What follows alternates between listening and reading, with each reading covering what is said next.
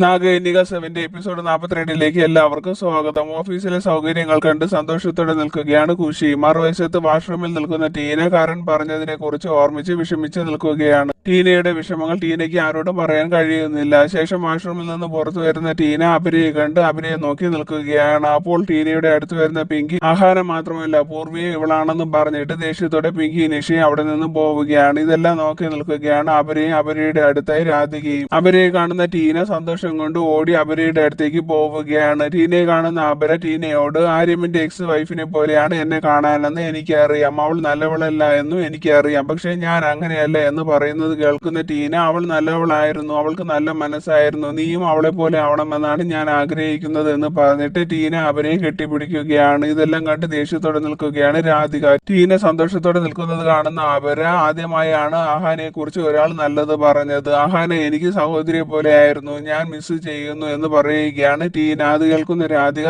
നീ ഇതൊന്നും പർമീത് അങ്കിളിന്റെ മുന്നിൽ വെച്ച് ഒരിക്കലും പറയരുത് ടീന എന്ന് ടീനയോട് പറഞ്ഞിട്ട് രാധിക അപരയെ വിളിച്ചുകൊണ്ട് അവിടെ നിന്നും പോവുകയാണ്. മറുവശത്ത് അപരയുടെ അനിയൻ കപിൽ നിഷയോട് സംസാരിക്കുകയാണ്. അവർ തമ്മിൽ പരസ്പരം പരിചയപ്പെടുകയാണ്. അടുത്ത സീനിൽ പ്രസ്സുകൾ തമ്മിലുള്ള മെർജിംഗ് ഫോർമാലിറ്റീസ് നടക്കുകയാണ്. ആര്യമിനും ആദർശും പേപ്പേഴ്സിലെല്ലാം സൈൻ ചെയ്യുകയാണ്. അത് കഴിഞ്ഞ് അപരയും സൈൻ ചെയ്യുകയാണ്. ഇതെല്ലാം കാണുന്ന പൂരവ് രാധികയോട് നീ അറിഞ്ഞുകൊണ്ട് അഹാനയെ ആര്യമിനോട് ചേർത്ത് നിർത്തുകയാണ്, ഇത് ശരിയാണോ എന്ന് ചോദിക്കുകയാണ്. ഞാൻ ചെയ്തത് ശരിയാണ്, വാവയുടെ കാല് ശരിയാക്കാനും ഗുപ്തക്ഷേത്രം തുറക്കാനും എനിക്ക് അഹാനയെ വേണമായിരുന്നു, അതുമല്ല അവരുടെ പ്രസ് പൂട്ടണമായിരുന്നു, ഈ മെർജിങ്ങിലൂടെ എല്ലാം നടക്കുമെന്ന് പറഞ്ഞു നിൽക്കുകയാണ് രാധിക. ശേഷം രാധിക സെലിബ്രേറ്റ് ചെയ്യാമെന്ന് പറഞ്ഞിട്ട് ഡ്രിങ്ക്സ് എല്ലാവർക്കും ഒഴിച്ചു കൊടുക്കുകയാണ്. ആദർശം ഒട്ടും താല്പര്യമില്ലാതെയാണ് അവിടെ നിൽക്കുന്നത്. എല്ലാവരും സന്തോഷത്തോടെ നിൽക്കുകയാണ്. പർമീതും പരിചയത്തും ദേഷ്യത്തോടെ നിൽക്കുകയാണ്. അവരെ കാണുന്ന ആര്യമൻ ദേഷ്യത്തോടെ അവിടെ നിന്ന് പോകുന്നു. ആ സമയം അവരയുടെ അടുത്ത് വരുന്ന സരോജ കൺഗ്രാറ്റുലേഷൻസ് എല്ലാവരോടും പറയുകയാണ്. ശേഷം എല്ലാവരും സന്തോഷത്തോടെ നിൽക്കുകയാണ്. ഇതെല്ലാം മാറി നിന്ന് ആര്യമൻ ശ്രദ്ധിക്കുന്നുണ്ട്. ആര്യമൻ നോക്കുന്നത് അവരെയും കാണുന്നു. അവർ ആര്യമനെ നോക്കി ചെറുതായി സ്മൈൽ ചെയ്ത് നിൽക്കുകയാണ്. അവർ രണ്ടുപേരും പരസ്പരം നോക്കി നിൽക്കുകയാണ്. ആര്യമൻ അവരെ നോക്കുന്നതും അവരെ ചിരിച്ചു നിൽക്കുന്നതും കണ്ട് ദേഷ്യത്തോടെ നിൽക്കുകയാണ് രാധിക. അടുത്ത സീനിൽ ആര്യമൻ ന്യൂസ് വായിക്കാൻ വേണ്ടി റെഡിയാകുന്നത് നോക്കിയിരിക്കുന്ന ഒരു സ്റ്റാഫ് ആര്യമിനെ കുറിച്ച് പോയിട്ട് പറയുന്നത് കേൾക്കുന്ന അപര ആര്യമിനെ നോക്കിയിരിക്കുകയാണ്. അത് കാണുന്ന രാധിക ദേഷ്യത്തോടെ അപരയെ നോക്കി നിൽക്കുകയാണ്. അപര ആര്യമിന് കൊടുക്കാനുള്ള റിപ്പോർട്ട്സ് കൊടുക്കാൻ വേണ്ടി ആര്യമിന്റെ അടുത്ത് പോകുന്ന അപര ആര്യമിന്റെ കയ്യിൽ ഫയൽ കൊടുക്കുമ്പോൾ അവർ പരസ്പരം കുറച്ചു നേരം നോക്കി നിൽക്കുകയാണ്. ശേഷം തിരിച്ചു പോകുന്ന അപരയെ നോക്കി നിൽക്കുകയാണ് ആര്യമൻ. അപരയും ആര്യമനെ തിരിഞ്ഞു നോക്കിയാണ് പോകുന്നത്. അടുത്ത സീനിൽ വർക്ക് കഴിഞ്ഞ് ആദർശം കപിലും പോകാൻ ഇറങ്ങുമ്പോൾ അപരയുടെ അടുത്ത് പോകുന്ന അവർ അപരയോട് പോകാമെന്ന് പറയുന്നത് കേൾക്കുന്ന അപര കുറച്ച് ജോലി കൂടി ഉണ്ട്, നിങ്ങൾ പൊയ്ക്കോ, ഞാൻ വന്നുകൊള്ളാമെന്ന് പറയുകയാണ്. അത് കേൾക്കുന്ന ആദർശം കപിലും അവിടെ നിന്ന് പോകുന്നു. കുറച്ച് കഴിയുമ്പോൾ വർക്ക് ചെയ്യുന്നതിനിടയിൽ അപരയുടെ ടേബിളിൽ നിന്നും പെണ്ണ് താഴെ വീഴുകയാണ്. ആ സമയം ആ വഴി ആര്യമൻ പോകുന്നു. അപര ടേബിളിന്റെ താഴെ കിടക്കുന്ന പെണ്ണ് എടുക്കുന്നത് കാണുന്ന ആര്യമൻ ഓടിപ്പോയി അപരയുടെ ടേബിളിൽ കൈവച്ച് നിൽക്കുകയാണ്. അപര പേന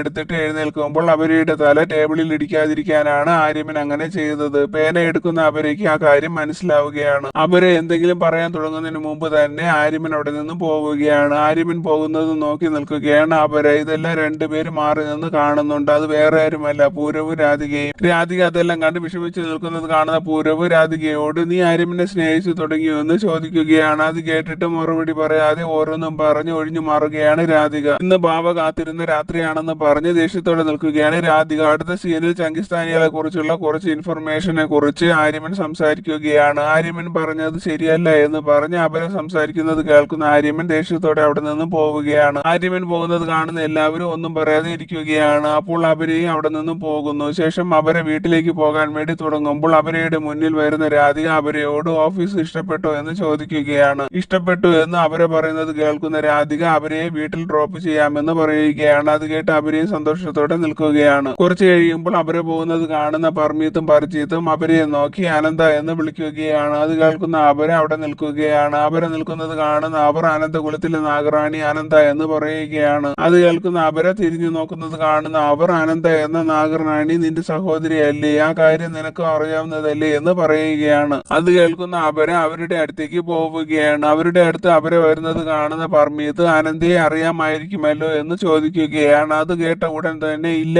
എന്ന് അപര പറയുന്നത് കേട്ട് ഞെട്ടി നിൽക്കുകയാണ് പർമീത്തും പരിചയത്തും. ഒന്നും പറയാതെ അപര അവിടെ നിന്ന് പോകുന്നു. അവർ പോകുന്നത് നോക്കി ദേഷ്യത്തോടെ നിൽക്കുകയാണ് പർമീത്തും പരിചയത്തും. അപര എന്തോ ആലോചിച്ചു പോവുകയാണ്. അടുത്ത സീനിൽ രാധികയും അപരയും കാറിൽ പോവുകയാണ്. കുറച്ചു ദൂരം പോകുമ്പോൾ എസിയിൽ നിന്നും തണുപ്പ് വരാത്തത് കാണുന്ന അപര ചൂട് കാരണം ബുദ്ധിമുട്ടുന്നത് കാണുന്ന രാധിക അപരയുടെ കയ്യിൽ തണുത്ത വെള്ളം കൊടുത്തിട്ട് കുടിക്കാൻ പറയുകയാണ്. തണുത്ത വെള്ളം കുടിച്ചാൽ ചൂടിന് കുറച്ച് ആശ്വാസം കിട്ടുമെന്ന് പറയുന്നത് കേൾക്കുന്ന അപര വെള്ളം കുടിക്കുകയാണ്. കുറച്ചു കഴിയുമ്പോൾ അപരയ്ക്ക് ബുദ്ധിമുട്ട് തോന്നുകയാണ്. ഈ സമയം ഒരു ഫ്ലാഷ് ബാക്ക് കാണിക്കുകയാണ്. രാധിക എരുളിനോട് അഹാനെ കണ്ടുപിടിച്ച കാര്യം പറയുമ്പോൾ രാധികയോട് എരുള് അലമാരയിൽ നിന്ന് നാഗലോകത്തിലെ ബുക്ക് എടുത്തുകൊണ്ടുവരാൻ പറയുകയാണ്. എരുള് പറഞ്ഞതുപോലെ തന്നെ രാധിക ബുക്ക് എടുത്ത് എരുളിന്റെ കയ്യിൽ കൊടുക്കുകയാണ്. ആ ബുക്ക് വായിച്ചു നോക്കുന്ന എരുള് ഒരു മാന്ത്രിക മരുന്ന് അഹാനയ്ക്ക് കുടിക്കാൻ കൊടുക്കണമെന്നും ആ മരുന്ന് കുടിച്ചാൽ അഹാനയ്ക്ക് മറന്നുപോയതെല്ലാം ഓർമ്മ വരുമെന്ന് പറയുകയാണ്. ഇതെല്ലാം ഓർമ്മ വരുന്ന രാധിക അപരയെ നോക്കി ഇരിക്കുകയാണ്. മറുവശത്ത് അപരയെ കാണാത്തത് കൊണ്ട് ആദർശ് അപരയുടെ ഫോണിൽ വിളിച്ചുകൊണ്ടിരിക്കുകയാണ്. ഈ സമയം അപരയ്ക്ക് ആര്യമൻ പ്രപ്പോസ് ചെയ്തതും ആര്യമനുമായുള്ള വിവാഹം കഴിഞ്ഞതുമെല്ലാം ഓർമ്മ വരികയാണ്. അതെല്ലാം ഓർമ്മ വരുന്ന അപര എനിക്ക് കാണാൻ കഴിയുന്നുണ്ടെന്ന് പറയുകയാണ്. അത് കേൾക്കുന്ന രാധിക ആരെയാണ് കണ്ടതെന്ന് ചോദിക്കുകയാണ്. കുറച്ചു നേരം ബുദ്ധിമുട്ടി അപര ആര്യമൻ എന്ന് പറയുകയാണ്. അത് കേട്ട് ദേഷ്യം വരുന്ന രാധിക കാറ് നിർത്തുകയും കണ്ണിന്റെ നിറം മാറുകയും രാധികയുടെ കൈകൾ ഡ്രാഗന്റെ കൈകളാവുകയും ചെയ്യുകയാണ്. രാധികയ്ക്ക് അപരയെ കൊല്ലാനുള്ള ദേഷ്യത്തിൽ ഇരിക്കുകയാണ്. ഈ സമയം മറുവശത്ത് ആദർശ് അപരയെ ഫോണിൽ വിളിച്ചിട്ട് കിട്ടാത്തത് കൊണ്ട് ടെൻഷൻ അടിച്ച് നിൽക്കുകയാണ്. ഓഫീസിൽ നിന്ന് ഇറങ്ങിയിട്ട് ഇതുവരെയായിട്ട് അപരയെ കാണാത്തത് എന്തായിരിക്കും, അപര എവിടെ പോയതായിരിക്കും എന്നൊക്കെ ആലോചിച്ച് നിൽക്കുകയാണ് എല്ലാവരും. അപരയെ പെട്ടെന്ന് തന്നെ കണ്ടുപിടിക്കണം. നാഗകന്യകയെ ആദ്യത്തെ തന്നെ വിവാഹം കഴിക്കണം. എന്നാൽ മാത്രമേ നമ്മൾ എല്ലാവരും ആഗ്രഹിക്കുന്നത് നടക്കുകയുള്ളൂ എന്ന് പറയുകയാണ് മുത്തശ്ശി. ഈ സമയം അപരയ്ക്ക് ക്ഷേത്രവും മരവും എല്ലാം ഓർമ്മ വരികയാണ്. അതെല്ലാം കാണുന്ന അപരയ്ക്ക് പേടിച്ച് അപരയുടെ കണ്ണിൽ നിന്ന് കണ്ണുനീർ വരികയാണ്. അപരയോട്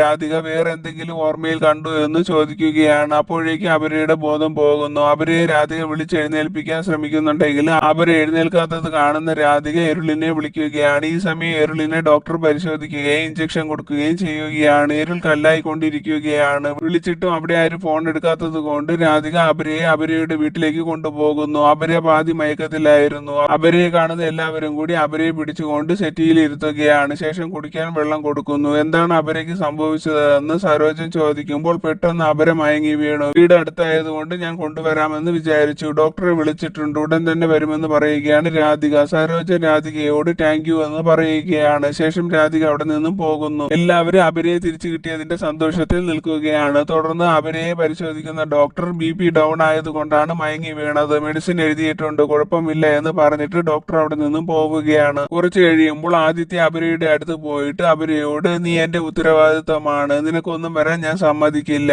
എനിക്ക് നിന്നെ വിവാഹം കഴിക്കണം, ഇനി കാത്തിരിക്കാൻ എനിക്ക് കഴിയില്ല, എന്നെ നീ വിവാഹം കഴിക്കുമോ എന്ന് ചോദിക്കുകയാണ് ആദിത്യ. അത് കേട്ട് കൺഫ്യൂഷനിൽ ഇരിക്കുന്ന അപര ടിവിയിൽ നോക്കുമ്പോൾ ടിവിയിൽ ആര്യമൻ ന്യൂസ് വായിക്കുന്നത് കാണുന്ന അപര എപ്പോഴും എന്തിനാണ് ഞാൻ നിങ്ങളെ കാണുന്നത്, നിങ്ങൾ വേറൊരാൾക്ക് സ്വന്തമാണെന്ന് എനിക്കറിയാം, ഞാൻ ഇങ്ങനെയെല്ലാം കാണുന്നത് തെറ്റാണെന്നും എനിക്കറിയാം, നിങ്ങളുടെ വൈഫാണ് എന്നെ രക്ഷിച്ചത്, എന്നിട്ട് നിങ്ങളെ കുറിച്ചുള്ള ഓർമ്മ എന്റെ മനസ്സിൽ നിന്ന് പോകാത്തത് എന്താണെന്ന് മനസ്സിൽ ചോദിക്കുകയാണ് അപര. ആ സമയം ആദിത്യ അപരയോട് എന്നെ വിവാഹം കഴിക്കുമോ എന്ന് ചോദിക്കുകയാണ്. രണ്ടും കൽപ്പിച്ച് അപര ആദിത്യ വിവാഹം കഴിക്കാമെന്ന് സമ്മതിക്കുകയാണ്. ആ കാര്യം കേട്ട് എല്ലാവരും സന്തോഷത്തോടെ നിൽക്കുകയാണ്. സന്തോഷം തോന്നുന്ന മുത്തശ്ശി അവരെ കെട്ടിപ്പിടിച്ച് കിസ് ചെയ്യുകയാണ്. ഈ സമയം മറുവശത്ത് കാറിൽ പോകുന്ന രാധിക ഒരു സ്ഥലത്ത് കാർ നിർത്തിയിട്ട് കാറിൽ നിന്ന് പുറത്തിറങ്ങുന്ന രാധിക ഡ്രാഗണായി മാറി അവിടെ നിൽക്കുന്ന ഒരു മനുഷ്യന്റെ നേരെ തീ ഊതി അയാളെ കൊല്ലുകയാണ്. അടുത്ത സീനിൽ എരുളിന്റെ അടുത്ത് രാധികയും പൂരവും വരികയാണ്. രാധിക എരുളിനോട് നടന്ന എല്ലാ കാര്യങ്ങളും പറയുകയാണ്. ക്ഷേത്രവും മരവും വരെ അവൾ കണ്ടതാണ്. പെട്ടെന്ന് അവരുടെ ബോധം പോയി. ഈ കാര്യം പറയാൻ ഞാൻ ഭാവിയെ വിളിച്ചിരുന്നു എന്ന് പറയുകയാണ് രാധിക.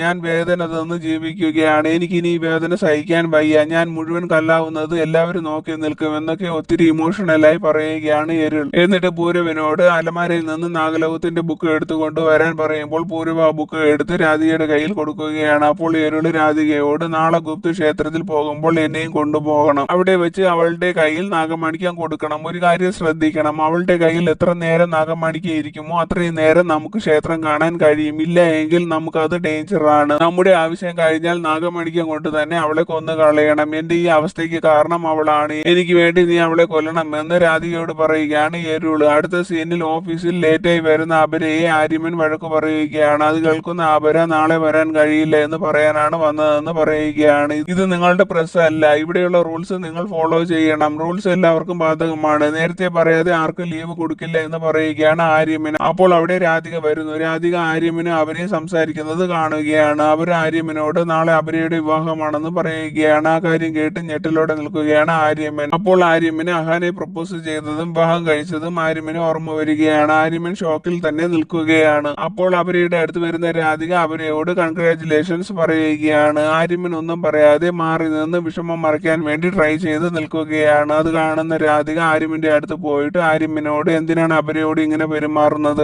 അപരയുടെ വിവാഹമാണ്, വിഷ് ചെയ്യാത്തത് എന്താണെന്ന് ചോദിക്കുകയാണ്. അത് കേൾക്കുന്ന ആര്യമ്മൻ അപരയോട് സോറി, റിഹേഴ്സൽ ചെയ്ത് റിയാക്ഷൻ കാണിക്കാൻ എനിക്ക് അറിയില്ല എന്ന് പറഞ്ഞിട്ട് ആര്യമ്മൻ അവിടെ നിന്നും പോവുകയാണ്. ആര്യമ്മൻ പോകുന്നത് കാണുന്ന രാധിക അപരയോട് ആര്യമ്മൻ ചിലപ്പോഴൊക്കെ ഇങ്ങനെയാണ്, ഒന്നും തോന്നരുത്, ഇന്ന് ലീവ് എടുക്കാത്തത് എന്താണെന്ന് രാധിക ചോദിക്കുമ്പോൾ ലീവ് പറയാനാണ് ഞാൻ വന്നതെന്ന് പറയുകയാണ് അപര. വന്നത് എന്തായാലും നന്നായി, ഈ സന്തോഷത്തിന് വേണ്ടി ഷോപ്പിങ്ങിന് പോകാം, എന്റെ വക ചെറിയൊരു ഗിഫ്റ്റ്, സഹോദരി എന്ന നിലയിൽ എന്റെ ഭാഗത്ത് നിന്നുള്ള സന്തോഷം പങ്കുവയ്ക്കാൻ ഒരു അവസരം തരുമോ എന്നൊക്കെ പറഞ്ഞ് അപരയെ സോപ്പിട്ട് രാധിക അപരയും കൊണ്ട് പുറത്തേക്ക് പോവുകയാണ്. അടുത്ത സീനിൽ പുറത്തു പോയി ഷോപ്പിംഗ് കഴിഞ്ഞ് ഒത്തിരി താമസിച്ചാണ് അവർ തിരിച്ചു വരുന്നത്. അപരയെ കാണാത്തത് കൊണ്ട് സരോജ അപരയെ ഫോണിൽ വിളിക്കുകയാണ്. രാധികയുടെ കൂടെയാണ്, കുറച്ചു സമയത്തിനകം വീട്ടിലെത്തുമെന്ന് പറഞ്ഞ് അപര കാള് കട്ട് ചെയ്യുകയാണ്. ഈ സമയം നോക്കി അപര കാണാതെ രാധിക കാറിലെ വയർ കട്ട് ചെയ്ത് വയ്ക്കുകയാണ്. ഇലക്ട്രിക് വയേഴ്സ് തമ്മിൽ ടച്ചായി സ്പാർക്ക് ആവുകയും കാറിന്റെ അകത്ത് മുഴുവൻ പുകയരുകയും തീ കത്തുകയും ചെയ്യുകയാണ്. തീ കത്തുന്നത് കാണുന്ന രാധിക അപരയോട് പുറത്തേക്ക് ഇറങ്ങാൻ പറയുകയാണ്. ശേഷം അവർ രണ്ടുപേരും തീ കണ്ട് പേടിച്ച് കാറിന്റെ പുറത്തേക്ക് ഇറങ്ങുകയാണ്. ഇതെല്ലാം അവിടെ മറഞ്ഞു നിന്ന് എരുളും പുരവും കാണുന്നുണ്ട്. പുക കാരണം ചുമയ്ക്കുന്ന അപരയ്ക്ക് രാധിക കുടിക്കാൻ വെള്ളം കൊടുക്കുകയാണ്. എന്നിട്ട് രാധിക നാഗമണിക്ക് അപരയ്ക്ക് കാണിച്ചു കൊടുത്തിട്ട് ഇത് നിന്റേതാണ്, നീ ഷോപ്പിങ്ങിന് പോയപ്പോൾ മേടിച്ചതാണെന്ന് പറയുകയാണ് രാധിക. നാഗമണിക്ക് കയ്യിൽ വാങ്ങിയിട്ട് നോക്കുന്ന അപര ഇത് എന്റേതല്ല, ഞാൻ ഇത് വാങ്ങിയിട്ടില്ല എന്നൊക്കെ പറയുകയാണ് അപര.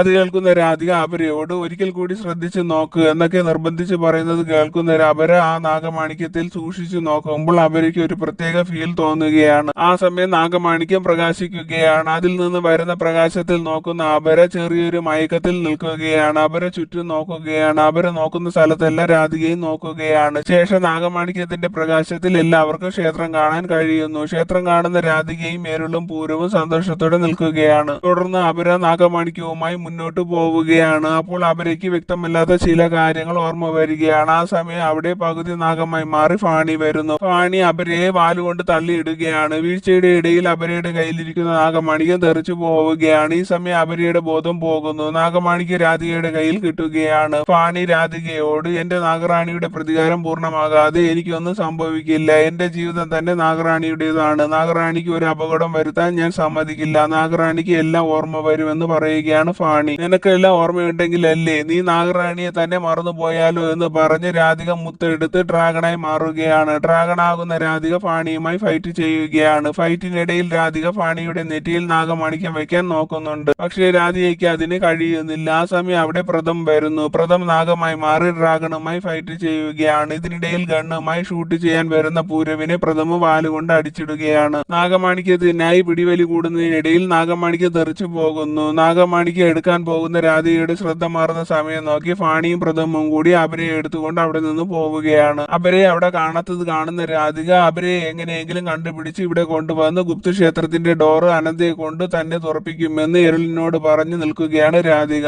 മറുവശത്ത് നാഗക്ഷേത്രത്തിൽ അപരയെ കൊണ്ടുവരികയാണ് ഫാണിയും പ്രഥമും. നാഗറാണിയെ കണ്ടുപിടിച്ച സന്തോഷത്തിലും നാഗറാണിയുടെ ജന്മം ഒരു പ്രത്യേക ലക്ഷ്യത്തിന് വേണ്ടിയിട്ടാണ്. നാഗറാണിയുടെ പ്രതികാരം പൂർത്തിയായിട്ടില്ല, ഞാൻ മഹാദേവനിൽ വച്ചിരുന്ന വിശ്വാസം അത് തകർന്നു പോയിട്ടില്ല എന്നൊക്കെ പറഞ്ഞ് സന്തോഷത്തോടെ ഫാണി പ്രാർത്ഥിച്ചു നിൽക്കുകയാണ്. കൂടെ പ്രഥമും ഉണ്ട്. ഈ സമയം ക്ഷേത്രത്തിൽ മണിനാഥം ഉച്ചത്തിൽ മുഴങ്ങുകയാണ്. ആ സൗണ്ട് കേട്ട് അപര എഴുന്നേൽക്കുകയാണ്. അപരയ്ക്ക് മുന്നിൽ നിൽക്കുന്ന ഫാണിയെ അപരയ്ക്ക് ഓർമ്മ വരുന്നില്ല. ഫാണി അപരയോട് അപര അനന്തകുലത്തിലെ നാഗറാണിയാണെന്നും ഏറ്റവും ശക്തിശാലിയായ നാഗകന്യകയാണെന്നും ഈ നാഗക്ഷേത്രം നാഗറാണിയുടേതാണെന്നും പറയുകയാണ്. അതെല്ലാം കേട്ട് അവിടെ നിന്ന് എഴുന്നേൽക്കുന്ന അപര അവരെ ആദ്യമായി കാണുന്നത് പോലെ ഓരോന്നും ചോദിക്കുകയാണ്. അത് മനസ്സിലാക്കുന്ന ഫാണി ചിരിച്ചുകൊണ്ട് തമാശ പറഞ്ഞതാണെന്നും അതൊക്കെ പോട്ടെ, നിങ്ങൾ എങ്ങനെയാണ് ഇവിടെ വന്നതെന്ന് ചോദിക്കുകയാണ്. അപ്പോൾ അപര ഷോപ്പിംഗ് കഴിഞ്ഞ് തിരിച്ച് രാധികയുടെ കൂടെ വന്നതും കാറിൽ തീ പിടിച്ചതും കാറിന്റെ പുറത്ത് ഇറങ്ങിയപ്പോൾ രാധിക വെള്ളം കുടിക്കാൻ കൊടുത്തത് വരെ മാത്രമേ അപരയ്ക്ക് ഓർമ്മയുള്ളൂ. അവർ എത്ര ശ്രമിച്ചിട്ടും ബാക്കി കാര്യങ്ങൾ അപരയ്ക്ക് ഓർത്തെടുക്കാൻ കഴിയുന്നില്ല. ആ കാര്യം ഫാണിക്ക് മനസ്സിലാവുകയാണ്. നിങ്ങൾ ആരാണെന്ന് എനിക്കറിയില്ല എന്നൊക്കെ ഫാണിയോട് പറഞ്ഞിട്ട് അപര മഹാദേവനോട് ശരിയായ ഒരു വഴി കാണിച്ചു തരണമെന്ന് പ്രാർത്ഥിച്ചിട്ട് അവിടെ നിന്ന് പോവുകയാണ്. പോകുന്ന വഴി അനന്തയുടെ ഫോട്ടോ ഇരിക്കുന്നുണ്ടെങ്കിലും ആ ഛായാചിത്രം അപര കാണുന്നില്ല. ബാക്കി എല്ലാ നാഗകന്യകമാരുടെയും ഛായാചിത്രങ്ങൾ നോക്കി നോക്കിയാണ് അപര പോകുന്നത്. ആറാമത്തെ നാഗകന്യകയും അനന്തയുടെ അമ്മയുമായ പ്രഗതിയുടെ ഛായാചിത്രത്തിന്റെ അടുത്ത് നിന്ന് പോകുമ്പോൾ അപരയുടെ ഷോള് ആണിയിൽ കുരുങ്ങുകയാണ്. അപ്പോൾ തിരിച്ചു വരുന്ന അപര പ്രഗതിയുടെ ഛായാചിത്രത്തിൽ ശ്രദ്ധിച്ചു നോക്കുകയാണ്. ഛായാചിത്രം കാണുന്ന അപര അപരയ്ക്ക് ഒരു പ്രത്യേക ഫീൽ തോന്നുകയാണ്. തുടർന്ന് അപര ഛായാചിത്രത്തിൽ തൊടുകയാണ്. അപ്പോൾ അപരയുടെ കണ്ണിൽ നിന്ന് കണ്ണുനീർ വരികയാണ്. ഛായാചിത്രത്തിലുള്ളത് ആരാണെന്ന് മനസ്സിലാവാതെ നിൽക്കുകയാണ് അപര. ഇതെല്ലാം ഫാണി കാണുകയാണ്. അപരയുടെയും ആദിത്യയുടെയും വിവാഹം നടക്കുമോ, ഗുപ്ത ക്ഷേത്രം തുറക്കാൻ രാധികയ്ക്ക് കഴിയുമോ എന്നൊക്കെ അറിയാൻ അടുത്ത ആഴ്ച വരെ കാത്തിരിക്കണേ. Thank you.